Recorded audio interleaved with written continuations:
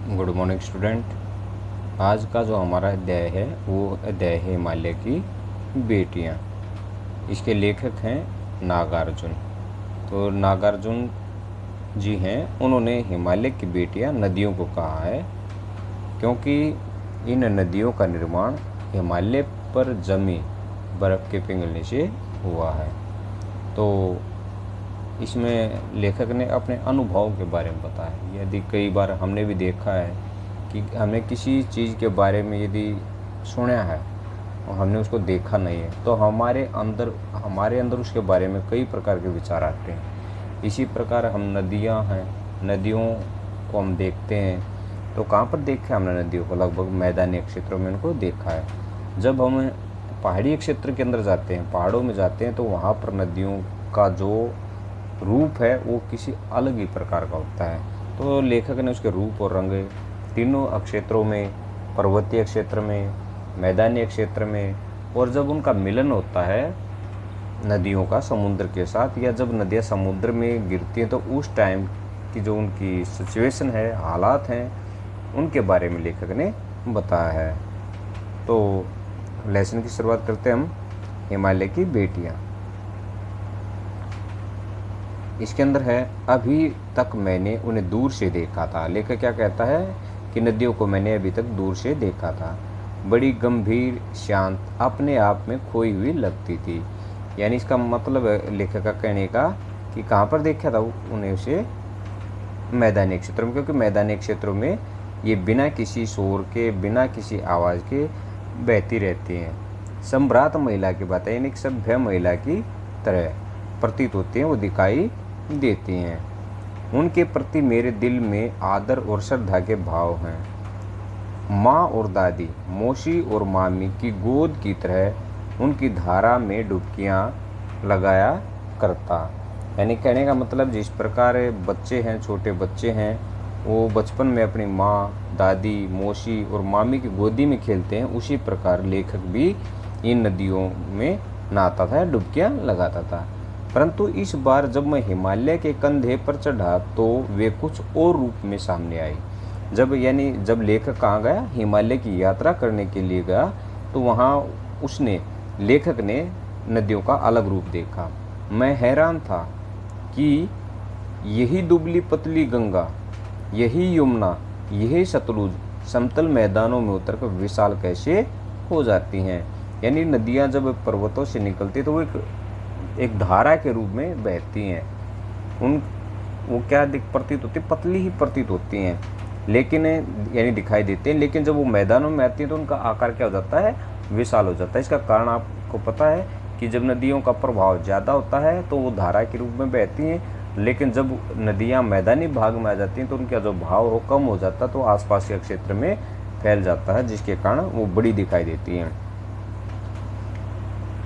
यही यमुना, यही सतलुज समतल मैदानों में उतरकर, यानी समतल मैदानों में उतरकर विशाल कैसे हो जाती हैं। इनका उछलना और कूदना, उछलना और कूदना।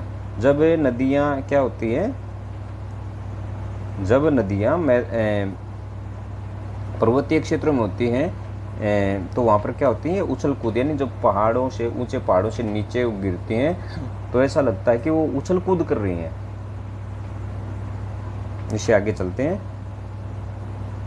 खिलखिलाकर लगातार हंसते जाना, इनकी यह भाव भंगी, इनका यह उल्लास कहाँ गायब हो जाता है। यानी जो पर्वतीय क्षेत्र में होती हैं तो यहाँ पर ये खूब मौज और मस्ती करती हैं, लेकिन मैदानों में आकर वो क्या हो जाता है? समाप्त हो जाता है। किसी लड़की को जब मैं देखता हूँ, किसी कली पर जब मेरा ध्यान अटक जाता है, तब इतनी कौतूहल और विस्मय नहीं होता। कौतूहल का मतलब होता है जानने की इच्छा होती है, और विस्मय का मतलब होता है हैरानी, जितना कि इन बेटियों की बाल लीला देखकर। बाल लीला क्या होता है? बचपन की क्रीड़ाएं। ये कहाँ से ये भागी जा रही हैं? वह कौन लक्ष्य है जिसने इन्हें बेचैन कर रखा है? अपने माता पिता का विराट प्रेम पाकर भी अगर उनका हृदय अतृप्त है तो वह कौन होगा जो इनकी प्यास मिटा सकेगा? विराट, यहाँ पर एक शब्द आता है विराट। विराट का मतलब बहुत अधिक प्रेम, यानी जिस प्रकार बच्चों का अपने माता पिता के प्रति जो प्रेम होता है, माता पिता का बच्चों के प्रति जो प्रेम होता है वो बहुत अधिक होता है। इतना अधिक प्रेम, अब लेखक को हैरानी होती है कि इतना अधिक प्रेम पाकर भी वो नदियाँ किसे प्राप्त करने के लिए भागी जा रही हैं। अगर उनका हृदय अतृप्त है, यानी अब भी संतुष्ट नहीं है, तो वह कौन होगा जो इनकी प्यास मिटा सकेगा, जो किसके मिलने से इनका जो प्रेम है, इनकी जो प्यास है वो क्या होगी, मिट पाएगी। बर्फ जली नंगी पहाड़ियाँ, छोटे छोटे पौधों से भरी घाटियाँ, बंधुर अधिकताएं, सरसब्ज उपतकाएं, ऐसा है इनका लीला निकेतन। यहाँ पर एक शब्द फिर आता है, लीला निकेतन। निकेतन का मतलब होता है घर और लीला का मतलब क्रीड़ा होता है। और बर्फ जली नंगी पहाड़ियाँ, यानी बर्फ से ढकी हुई नंगी पहाड़ियाँ, इसका ये शब्द है। खेलते खेलते जब ये जरा दूर निकल जाती हैं तो देवदार, चीड़, सरो, चिनार, सफेदा, कैल के जंगलों में पहुंचकर शायद उन्हें बीती बातें याद करने का मौका मिल जाता होगा। यानी जब वो निकलती हैं, जब नदियाँ निकलती हैं बर्फ़ से, वहाँ पर घास बहुत ही कम होती है, यानी वनस्पति बहुत ही कम होती है। लेकिन ज्यों ज्यों वो आगे बढ़ती हैं तो ये जो पर्वतीय क्षेत्रों में वनस्पतियाँ लिखी हैं, देवदार, चीड़, सरो, चिनार, सफेदा, कैल, इन वृक्षों से होकर वो गुजरती है, यानी पर्वतीय क्षेत्र पर पाई जाने वाली ये प्रमुख वनस्पतियाँ हैं। बीती यादें याद करने का मौका मिल जाता होगा। कौन जाने बूढ़ा हिमालय अपनी इन नटखट बेटियों के लिए कितना सिर ढूंढता होगा। नटखट बेटियां यानी जो शरारती बेटियां हैं। बड़ी बड़ी चोटियों से जाकर पूछिए, जो उत्तर में विराट मौन के सिवाय उनके पास और रखा ही क्या है। यानी वो क्या है, मौन है, शांत हैं। सिंधु और ब्रह्मपुत्र ये दो ऐसे नाम हैं जिनके सुनते ही रावी, सतलुज, व्यास, चनाब, झेलम, काबुल, कपीसा, गंगा, यमुना, सरयू, गंडक, कोसी आदि हिमालय की छोटी बड़ी सभी बेटियां आँखों के सामने नाचने लगती हैं। तो सिंधु और ब्रह्मपुत्र दो हिमालय की प्रमुख नदियां हैं।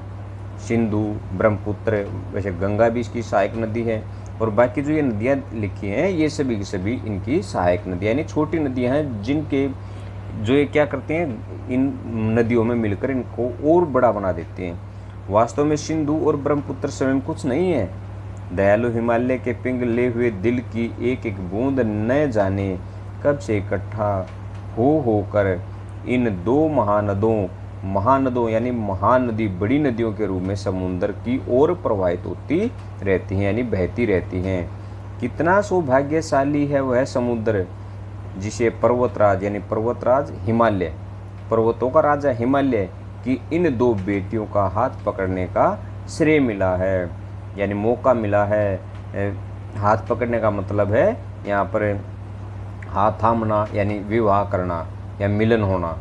जिन्होंने मैदानों में ही इन नदियों को देखा होगा, उनके ख्याल में शायद ही यह बात आ सके कि बूढ़े हिमालय की गोद में बच्चियां बनकर ये कैसे खेला करती हैं। यानी जो अपने अलग अलग अनुभव हैं, पहाड़ों पर किस प्रकार दिखाई देती हैं और मैदानों में किस प्रकार से ये दिखाई देती हैं।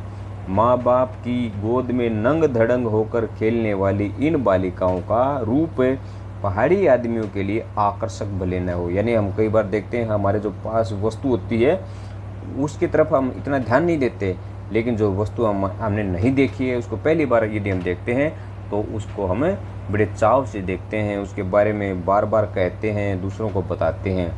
लेकिन मुझे तो ऐसा लुभावना, यानी मन को अच्छा लगा, प्रतीत हुआ कि वह रूप की हिमालय को ससुर और समुद्र को उसका दामाद कहने में कुछ भी झिझक नहीं होती है।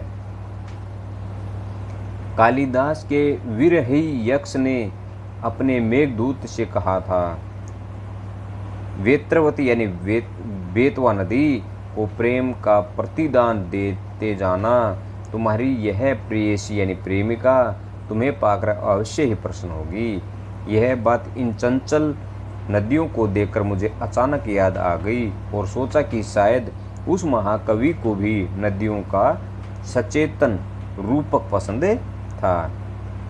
दरअसल जो भी कोई नदियों को पहाड़ी घाटियों और समतल आंगनों के मैदानों में जुदा जुदा यानी अलग अलग शक्लों में सूरतों में देखेगा, वह इसी नतीजे पर पहुँचेगा। काका कालेलकर ने नदियों को लोक माता कहा है। काका कालेलकर ने नदियों को क्या कहा है? लोक माता। किंतु माता बनने से पहले यदि हम इन्हें बेटियों के रूप में देख लें तो यह हर्ज है। हर्ज यानी कोई नुकसान नहीं है। और थोड़ा आगे चलिए, इन्हीं में अगर हम प्रेसी कहीं भावना करें तो कैसा रहेगा। ममता का एक और भी धागा है जिसे हम इनके साथ जोड़ सकते हैं। बहन का स्थान कितने कवियों ने इन नदियों को दिया है।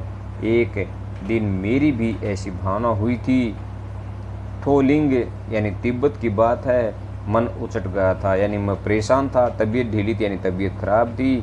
सतलज यानी सतलुज नदी के किनारे जाकर बैठ गया। दोपहर का समय था। पैर लटका दिए पानी में और पैरों को पानी में लटका दिया। थोड़ी ही देर में उस प्रगतिशील यानी बहते हुए जल ने असर डाला।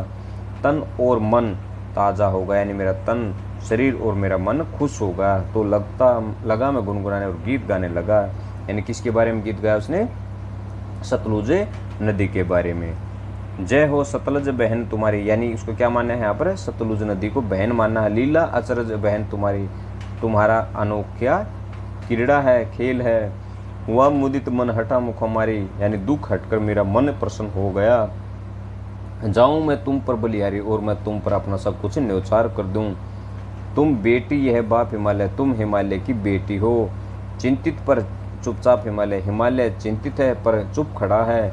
प्रकृति नटी के चित्रित तट पर, प्रकृति से नटा हुआ ढका हुआ के चित्रित पट पर अनुपम अद्भुत छाप हिमालय पर्वत की एक अनोखी छाप है। जय हो सतलज बहन तुम्हारी। इसलिए हे सतलुज नदी, हे सतलुज बहन तुम्हारी जय जय हो। तो ये हमारा जो लेसन था हिमालय की बेटियां। तो आज ये लेसन कंप्लीट करते हैं और नेक्स्ट टाइम इसके हम क्वेश्चन आंसर करेंगे। Thanks, have a good day.